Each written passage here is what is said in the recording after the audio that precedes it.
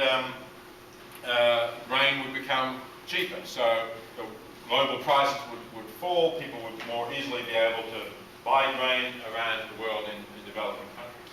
And I also think we would actually develop, have more room, if you like. We would have more capacity to help other people if we wanted to do so. So I think it works quite well. I think the climate change issue also is a very important issue in terms of our impact on global poverty, because climate change is going to hit hardest in the developing countries.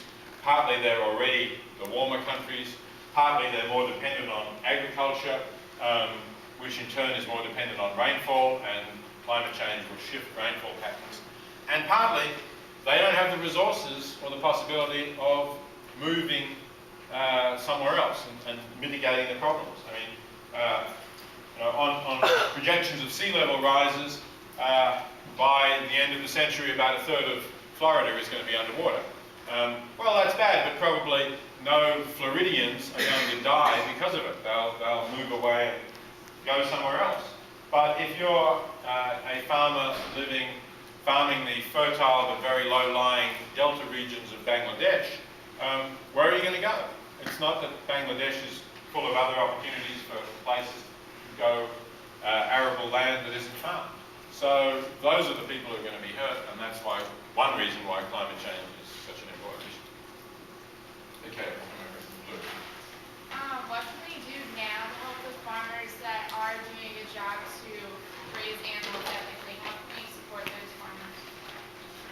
Well, I certainly think we should encourage people who are going to eat animal products to buy from those farmers. I think that's the main thing you do. Now, whether you want to do that yourself will depend on which of the various choices that, as I said, are defensible you want to make, whether you want to support animal production at all. But if you do, then I certainly think you should be supporting those farmers.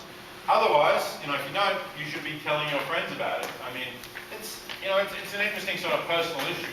Once you become convinced that there are these big ethical issues in what we eat, as I've been saying, and you have friends who don't think ethically about what they eat at all, what should you do?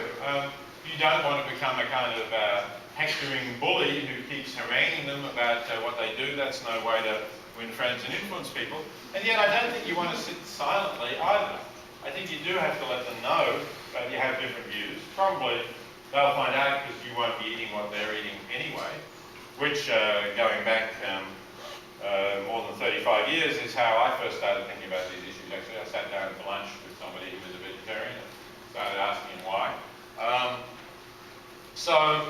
think you should talk to them. You shouldn't be too reluctant. Do it in a tactful way, but I think you shouldn't be too reluctant to talk to people and say, have you thought about where your food comes from, and if you are going to eat animal products, here are some sources of more ethically raised food.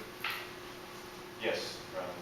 Per pound of food, do we know how much worse for the environment local farming is? Because I imagine they use it more on the legal side.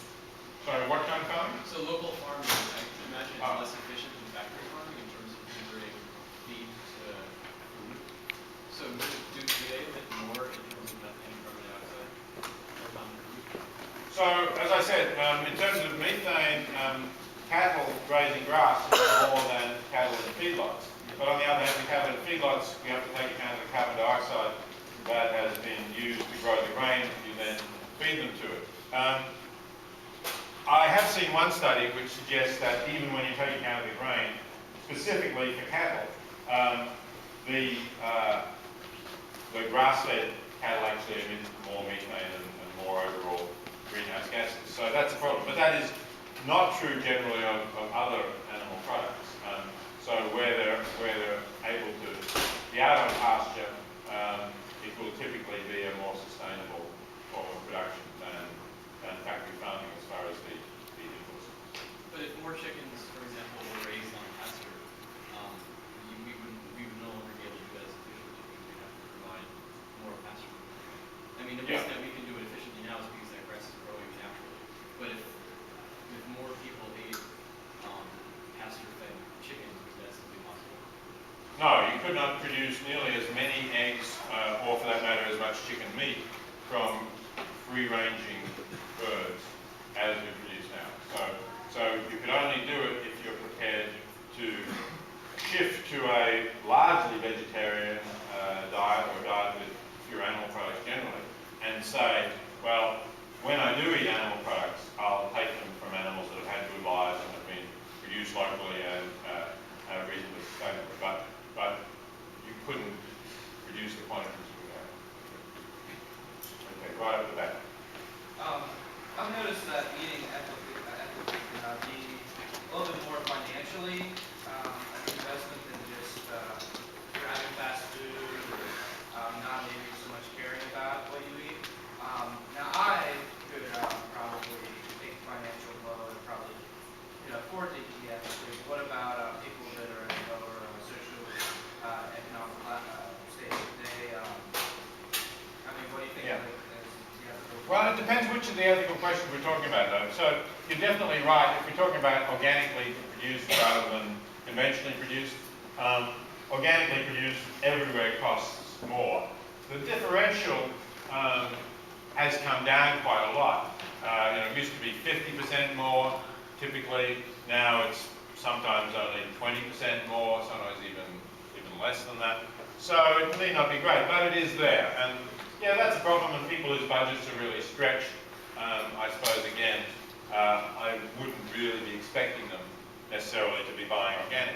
But in terms of thinking that you get better value by going into a fast food chain, I'm not so sure about that in terms of other ways of nourishing yourself. The problem is, I think, that a lot of people who are not well educated don't really know. They haven't passed down the sort of family skills about how you produce a cheap, nourishing meal. I mean, if you buy dried beans, lentils, peas, that kind of product, if you buy them in quantities dried, it turns out to be an extremely cheap way of producing protein. Chickpeas are another good example.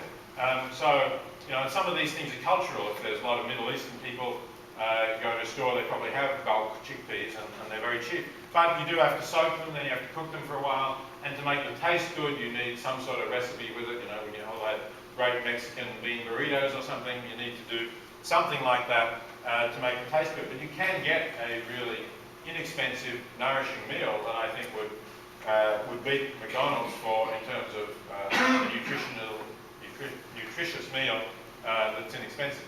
So it would be great if we could sort of spread this message around and get more people to feed themselves that way when they're trying to stretch their dollars. On the aisle there.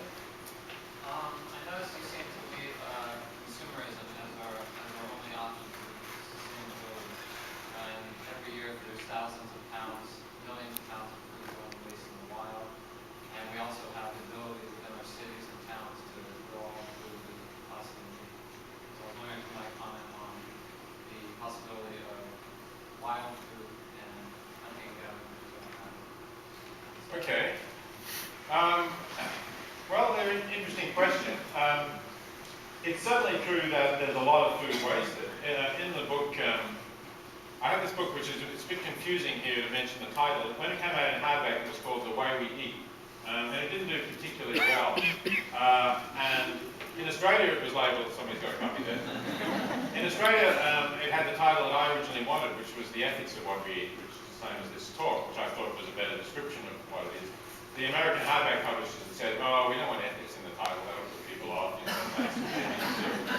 I went to the Australian one, did much better. I persuaded them that with a paperback it should be called The Ethics of What We Eat. So if you get the paperback down here, that's what it's called. Anyway, that book has a chapter in which I went out with some dumpster divers, some people who were living by going to supermarkets at night and pulling food out of dumpster bins. And I have to say, I was amazed. I mean, I had been told this, but you see it for yourself, the kind of perfectly good food that supermarkets are throwing out. Some of it are, like fresh vegetables that maybe you have a lettuce, the outer leaves are looking a bit brown, but you pull off 2 outer leaves and you've got a perfectly good lettuce. Some of it is packaged food that is not past its use-by date anyway, if you take use-by date seriously. Some of this was still within it.